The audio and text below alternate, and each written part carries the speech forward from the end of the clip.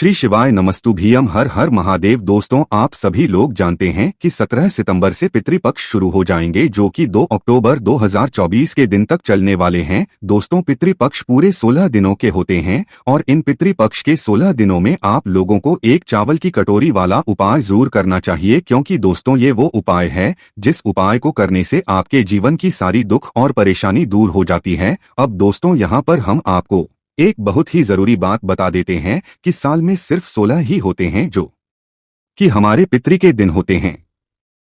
इस पितृपक्ष के 16 दिनों में हमारे जो पूर्वज होते हैं, जो अब इस दुनिया में नहीं है, जो हमारे पितृ होते हैं, वो 16 दिनों के लिए धरती पर आते हैं, ठीक है, और वो धरती पर ही रहते हैं। इसीलिए दोस्तों, इन 16 दिनों का बहुत ही बड़ा और विशेष महत्व होता है। पितृपक्ष का बहुत ही बड़ा और विशेष महत्व होता है। और दोस्तों, अगर आप लोगों के ऊपर भी पितृदोष लगा हुआ है तो भाई, पितृदोष लगे होने के बावजूद भी आप लोगों को ये एक चावल की कटोरी वाला उपाय जरूर करना चाहिए, क्योंकि दोस्तों ये जो हम आपको बताने वाले हैं ये पितृपक्ष के दिनों में ही आप लोगों को करना है, जो पितृपक्ष के 16 दिन होते हैं, इन्हीं दिनों में करना है। और इन दिनों में अगर आप लोग इस एक चावल की कटोरी वाले उपाय को कर लेते हो तो भाई आपके ऊपर से पितृदोष जरूर हटेगा। उसके बाद में दोस्तों, अब आप लोग ये बात भी जरूर कहोगे कि भाई हमारे ऊपर अगर पितृदोष लगा हुआ है तो हमें कैसे पता लगेगा। देखो, इसके लिए हमने आपको ऑलरेडी बहुत सारी पहले वीडियो बना दी है। इसके पहले वाली वीडियो जाकर आप लोग देखिए, वहां पर हमने आपको समझाया हुआ है कि पितृदोष अगर आपके ऊपर लगा हुआ है तो वो आप कैसे ठीक है, और पितृदोष से जुड़ी हुई और इस पितृपक्ष के 16 दिनों से जुड़ी हुई बहुत सारी जानकारी हमने आपको वीडियो के माध्यम से दे दी। आप चैनल पर जाकर चेक जरूर करना और वीडियो को शेयर भी करना, ताकि और लोगों तक ये जरूरी जानकारी पहुंच सके, ठीक है। तो दोस्तों, पितृपक्ष के जो 16 दिन होते हैं, वहीं इन 16 दिनों में आप लोगों को कुछ विशेष नियमों का पालन करना होता है, कुछ विशेष उपायों को करना होता है, जिससे कि आपके ऊपर अगर पितृदोष लगा भी हुआ है तो आपका जो पितृदोष है वो दूर हो जाए, ठीक है। और अगर आपके ऊपर पितृदोष नहीं भी लगा हुआ है, आपको चाहिए कि आपके पितृ आपसे हो तो भी आप उपाय कर सकते हो। वैसे दोस्तों, आप लोगों के घर में आपको ऐसा कभी ना कभी जरूर लगता होगा कि कोई ऐसी दुख और परेशानी है जो कि आपको हमेशा घिरे हुई रहती है। आप कोई नया काम शुरू करने का सोचते हो, पर वो नया काम कभी हो ही नहीं पाता है। आप त्योहार पर कोई नई चीज लेने का सोचते हो, पर वो नई चीज आपके घर पर आ ही नहीं पाती। आप सीधी सी बात समझ लो कि आपके पितृ आपसे नाराज है, वो आपसे प्रसन्न नहीं है, क्योंकि आपने उनके लिए कभी किया ही नहीं है। और अगर आप लोग इस पितृपक्ष के 16 दिनों में उनके लिए कुछ करते हो तो बात है वो आपसे बहुत ज्यादा प्रसन्न होते हैं। तो इसीलिए दोस्तों, पितृपक्ष के 16 दिनों को बिल्कुल नहीं छोड़ना है और इन दिनों में ये एक चावल की कटोरी वाला उपाय आप लोगों को जरूर करना है। उससे पहले हम आपको एक जरूरी बात और बताते हैं कि पितृपक्ष के जो दिन होते हैं ये साल में सिर्फ एक ही बार आते हैं। और कितने दिन होते हैं? 16 दिन होते हैं। इसलिए इन 16 दिनों का हर एक दिन का बहुत ही बड़ा और विशेष महत्व होता है। पितृपक्ष के इन 16 दिनों में 3 जीवों का बड़ा महत्व होता है, जिसमें सबसे पहली चीज आती है गौमाता, दूसरी चीज आती है कुत्ता और कौआ। इन तीनों को भोजन कराने का इस पितृपक्ष के 16 दिनों में बड़ा ही महत्व बताया गया है, ठीक है। अगर आप इन 3 जीवों को इन पितृपक्षों में भोजन कराते हो तो आप क्या करते हो कि अपने पितृ को भोजन पहुंचाते हो। आपके पितृ को अगर भूख लगी हुई होती है तो भाई आपके पितृ आपसे जो है प्रसन्न होते हैं, उनकी भूख मिटती है ना। और अगर आपके पितृ को जो है यहाँ पर प्यास लगी हुई होती है तो उनको उनकी प्यास बुझाने के लिए आप क्या किया करो पितृपक्ष में कि आप किसी भी पवित्र नदी में स्नान करने जाया करो, तो अपने दोनों हाथ की से क्या किया करो कि अपने पितृ को जल। और आपने देखा होगा, जब भी कोई किसी पवित्र नदी में स्नान करने के लिए जाता है तो वो सूर्य देवता के सामने अपने दोनों हाथों की अंजनी से जल चढ़ाता है, तो वो अपने पितृ को ही जल देता है। तो आप लोगों को भी इस तरीके से अपने पितृ को जो है जल देना, ताकि उनकी प्यास भी बुझ जाए और उनकी भूख भी मिट जाए। सबसे जरूरी जो चीज होती है पितृदोष की, वो कहीं ना कहीं यही होती है कि आप अपने पितृ की प्यास भी बुझाएं और भूख भी मिटाएं। इससे आपके पितृ आपसे बहुत जल्दी प्रसन्न होते हैं। तो ये तरीका है जिससे कि आपके पितृ आपसे प्रसन्न होते हैं, ठीक है। बाकी अब बात आती है उपाय की। तो भाई, उपाय में आपको क्या और उपाय कैसा है वो हम यहाँ पर समझते हैं। तो देखो, जो हम आपको उपाय बताने वाले हैं ये पितृपक्ष के 16 दिनों का उपाय है।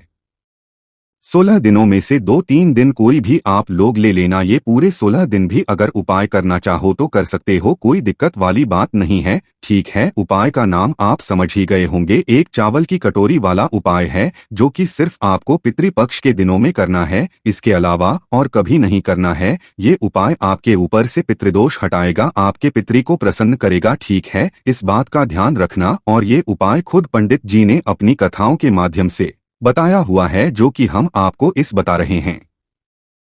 जब मौका मिलता है तो उस मौके का बिल्कुल आप फायदा उठाया करो, उसको मौके को बिल्कुल मत जाने दिया करो। तो करना क्या है? सबसे पहले चीज, इस उपाय को करना किसको है वो सबसे पहले सुन लो। तो देखो, घर में जो बड़ा सदस्य होगा, विशेष रूप से घर की जो बड़ी माताएं बहनें होंगी, उन माताओं बहनों में से किसी भी एक माता बहन को ये वाला उपाय करना है। वो भी सुबह के समय करना है। सुबह के समय उपाय आप लोग कहां पर करोगे? अपने ही घर में करोगे। इस उपाय को करने के लिए आपको कहीं बाहर जाने की जरूरत नहीं है।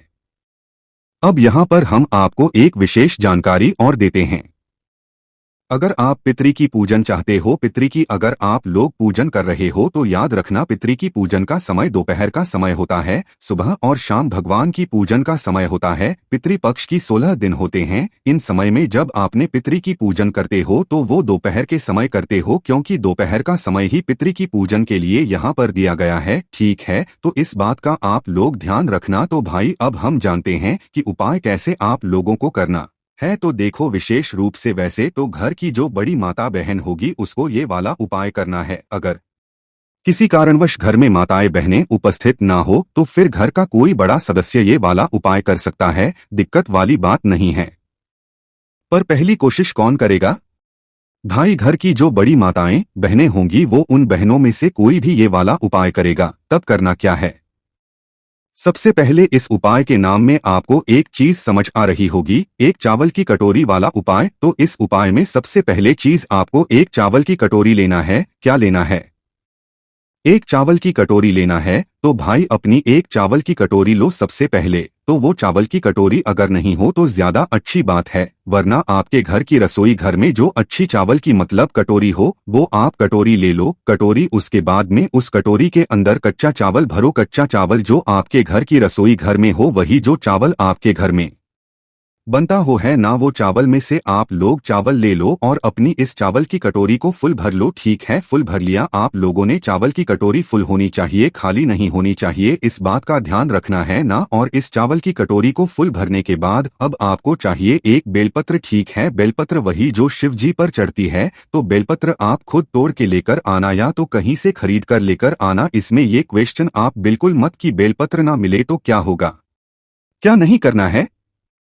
आपको बेलपत्र खुद लानी पड़ेगी, कहीं से भी लाना जरूर। तो एक बेलपत्र आपको लेना है। उस एक बेलपत्र को जो है मतलब सीधा करके उस चावल की कटोरी के ऊपर चढ़ा देना है, क्योंकि उल्टा जब हम बेलपत्र चढ़ाते हैं तो वो सिर्फ शिवलिंग के ऊपर चढ़ाते हैं और कहीं चढ़ाते हैं। तो उस कटोरी के ऊपर, चावल की कटोरी को मतलब चावल के ऊपर अपनी बेलपत्र को सीधा करके रख देना है। सीधा करके रखने के बाद आपको लेना है दूर्वा। दूर्वा का मतलब एक बंडल ले लेना थोड़ा सा। अब कितनी दूर्वा लेना है ये ऐसी कोई जरूरी बात नहीं है, जितनी दूर्वा मिल जाए उतनी ही दूर्वा लेना और उसका एक बंडल बना लेना। तो उस दूर्वा का बंडल बनाने के बाद आप अपनी इस बेलपत्र के ऊपर इसी चावल की कटोरी के अंदर रख देना। तो आपने क्या कर लिया?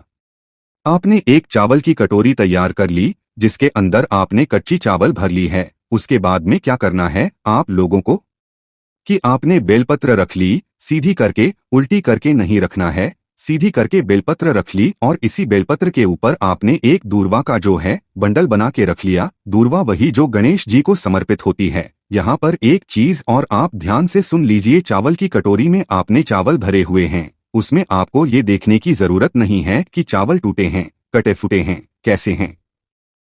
जैसे चावल हैं वहीं वो आप लोगों को ले लेना है, क्योंकि इतने चावल अगर आप लोग छांटने बैठोगे तो आपको बहुत समय चला जाएगा। तो इसमें आपको ऐसी बात ध्यान देने की जरूरत नहीं है।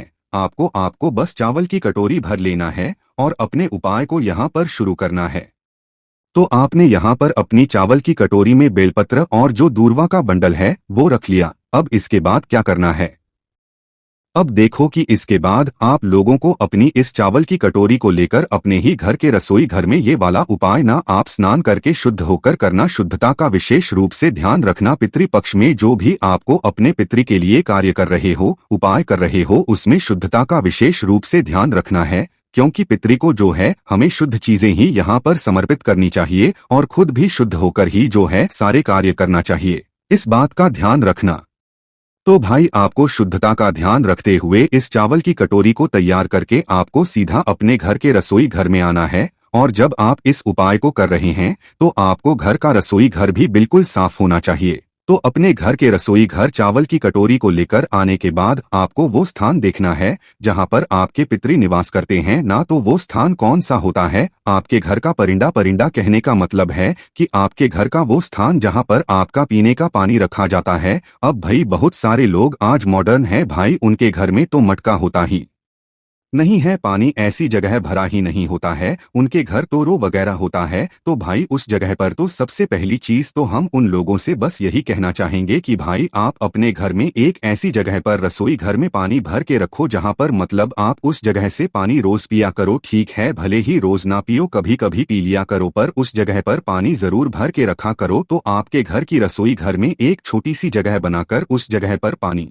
जरूर रखा करो, क्योंकि आपके घर की रसोई घर में वो स्थान हमेशा आपके पितरों का होता है जहां पर आप पीने का पानी भर के रखते हो। रो वगैरह काम नहीं करता है, रो वगैरह कोई पीने की जगह नहीं होती है। ठीक है, वो प्लास्टिक की जगह होती है, वो प्लास्टिक के अंदर वो पानी भरा हुआ होता है। तो भाई वो चीजें यहाँ पर नहीं चलती है, इसलिए आप अपने घर में छोटा सा मटका या जो भी गुंड वगैरह आपके घर में है तो भाई उस जगह पर पानी भर के जरूर रखा करो। वो पितृ का स्थान होता है और वो आप लोगों को रखना ही चाहिए।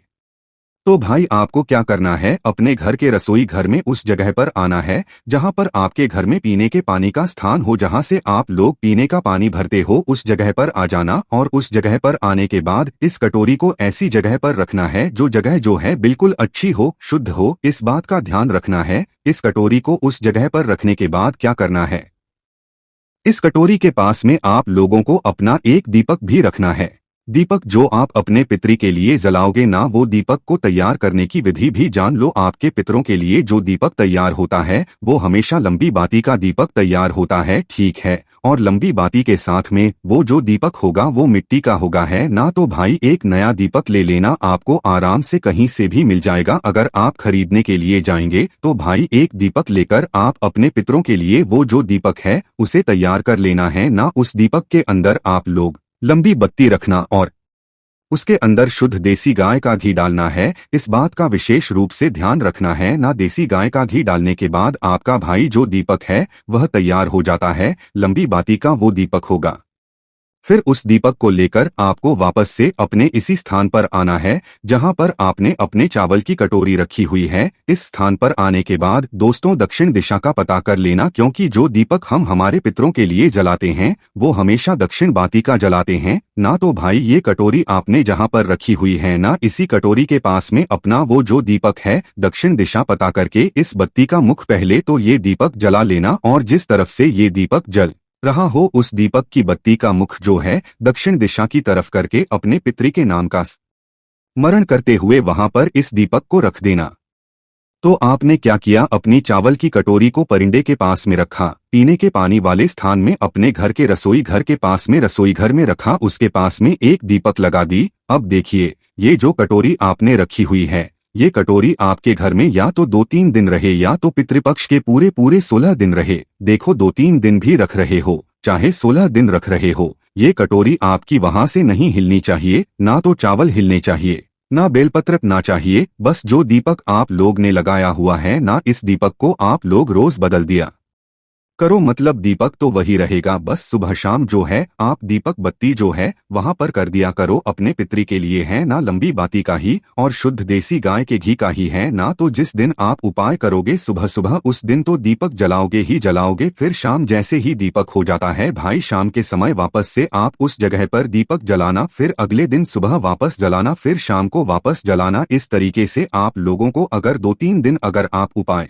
करना चाहते हो तो 2-3 दिन भी कर सकते हो, और अगर पूरे पितृपक्ष के 16 दिन उपाय करना चाहते पूरे 16 दिन भी कर सकते हो, है ना। तो अगर आपके पास ज्यादा समय है तो पूरे 16 दिन करना, और नहीं है तो 2-3 दिन इस उपाय को करना। कम से कम 3 दिन आप लोग मानकर चलो कि 3 दिन आप लोगों को जो है ये वाला उपाय करना है, और सुबह शाम जो है दीपक लगाना है। तो भाई अब आपके जैसे ही 3 दिन हो जाए या 16 दिन हो जाए, जितने दिन भी आप रखना चाहते हो, 3 दिन भी रख सकते हो, 5 दिन भी रख सकते हो, 6 दिन भी रख सकते हो, और पूरे पितृपक्ष के 16 दिन भी रख सकते हो, ज्यादा बेहतर रहेगा। ठीक है, तो आपके पास कम समय है तो भाई आप अपने हिसाब से देख लेना, और ज्यादा समय है तो पूरे दिन 16 दिन रख लेना। तो करना क्या है, 3 दिन हो जाए या 16 दिन हो जाए, उसके बाद या 16वें दिन आपको क्या करना है, या जितने दिन आप लोग रख रहे हो उसका आखिरी दिन जो भी है वो ले लेना, और उस दिन अपनी इस कटोरी के पास में जाना। अब इस कटोरी को उठाना, ठीक है। इस कटोरी को उठाने के बाद क्या करना है दोस्तों, सबसे पहली चीज, इस कटोरी को जब आप उठाने के लिए जाओ तो शुद्धता का ध्यान रखना है। स्नान करके ही जो है जाना है,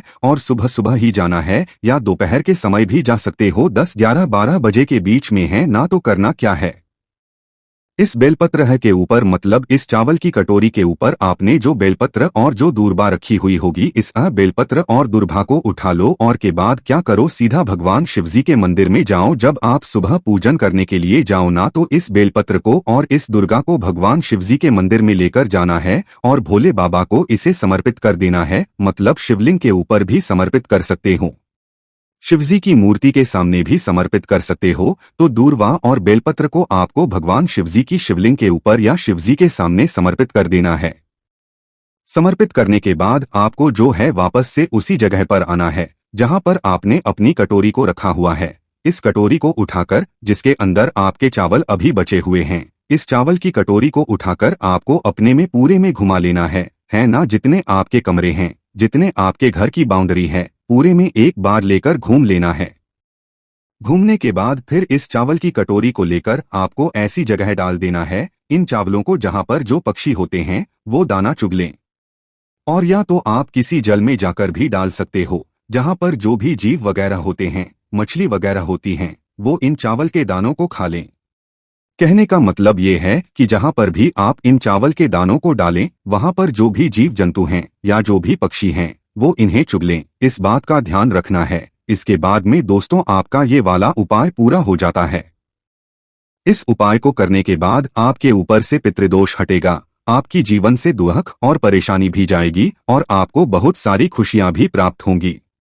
बस ध्यान रखना, इस उपाय को आपको कम से कम 3 दिन करना है, और इससे ज्यादा आप 5 दिन भी कर सकते हो, 4 दिन भी कर सकते हो, 7, 8, 9, 10 जितना चाहो उतना कर सकते हो। और अगर पितृपक्ष के पूरे 16 दिन करो तो और अच्छी बात है। बाकी इस उपाय को करने में अगर आपको कोई भी दिक्कत, समय से परेशानी आती है तो हम कमेंट करके पूछ सकते हैं, आपको जवाब मिल जाएगा। श्री शिवाय नमस्तु भीयम, हर हर महादेव।